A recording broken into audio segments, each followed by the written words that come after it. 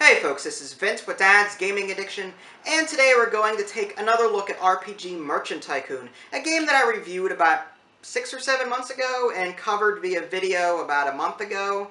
So this isn't going to be any sort of reteaching on how the game is played or anything like that.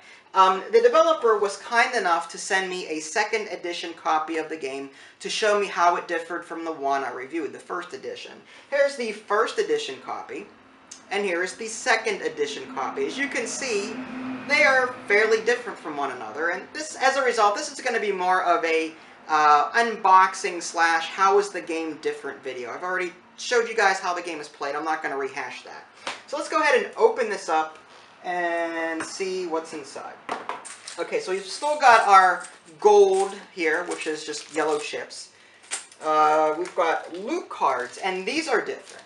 In the standard first edition here, the loot cards were standard card size. They have since been reduced in size. They're more novelty now. And if we go ahead and look at them, you'll see that something has changed on the face as well. The type of loot it is actually listed right on top of the card. In this case, this is an accessory. Before, in the first edition, you only had the color to tell you what the loot type was. Was it a weapon? Was it an armor piece? Was it magic? Was it an accessory? Whatever. That was all determined by the color of the card. Here, there's no guessing. You don't have to try and figure it out. It's listed right on top of the card. So apparently some players were confused about what the item types were.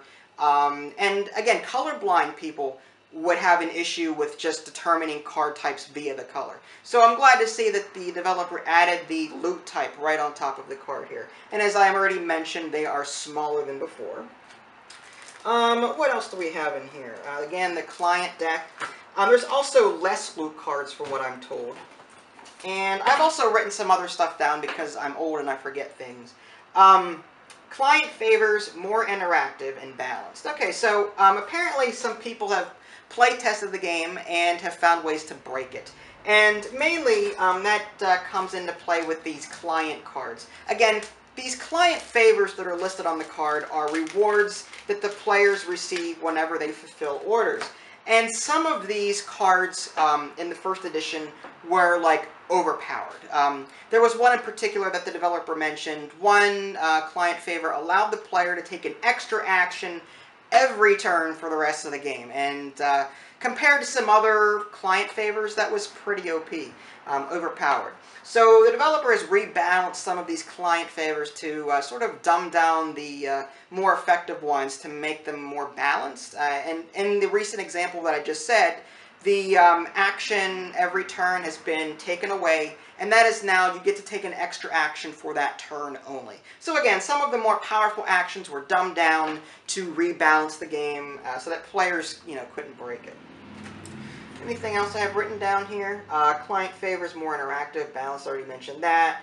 Item titles to loot cards, mentioned that. Reduced amount of loot cards and their size, mentioned that. Box size. Okay, so I think I covered everything. Once again, this is a 2 to 4 player game, 30 to 60 minute playtime. It's still $24 on the Game Crafter website. So if you like what you see here, go check it out. I'll have links in the below description to my review, as well as to the previous video that I published covering the first edition. Just keep in the back of your mind that when you're looking at this, this is sort of old news. Obviously, again, some things have changed in the interim. So with that being said, if you haven't already subscribed to my YouTube channel, you can also check out my official website, www.dadsgamingaddiction.com. This is Vince. Thanks for watching, and I'll catch you next time.